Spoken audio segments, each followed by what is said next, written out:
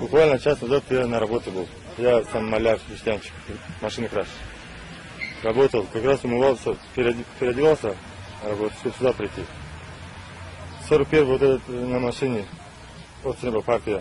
Приехали, двое с машины вышли, начали угрожать. Если ты не придешь сюда, не знаешь, кому подпись поставить.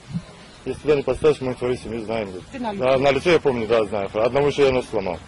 Подрались, я его ударил.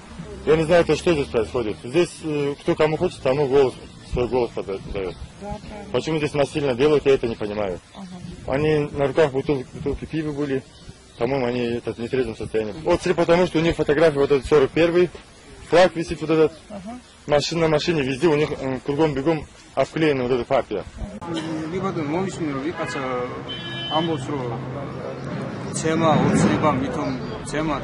ეს აბსოლუტურად ტყუილია და პროვოკაცია ესა. მაგიტომ რომ ის ჯერ პირველად ის პიროვნებას მე ვიცნობ, როგორც ისეთი ადამიანი შანსი არ არის რომ ვიღაცა მაგას ცემოს და რაღაცა მაგასაც ვიტყვი რომ დღეს ჩემთან მაგალითად ჩემზე იყო შეურაცხყოფა, სიტყვიერი შეურაცხყოფა იყო ბურჟანაძების მხრიდან.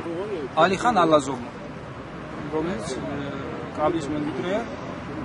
მომოგანა სიტყვიერი შეურაცხყოფა. რა გითხრა? გინება და ლანცვა რა ვიცი, ყველაფერი, მაგრამ მე შევაცებე რომ ყველანაირი პროვოკაციაზე და მიზეზი რა იყო ლანცვის შეურაცხყოფის? ბატონო? მიზეზი რა იყო? მიზეზი რა იყო და ვარ ოცნების კანდიდატი და ეს არის მიზეზი. მაგათი კანდიდატი აქვს თავისი. აღენებული, რა თქმა უნდა, ბუნებრივია, იქიდან გამომდინარე.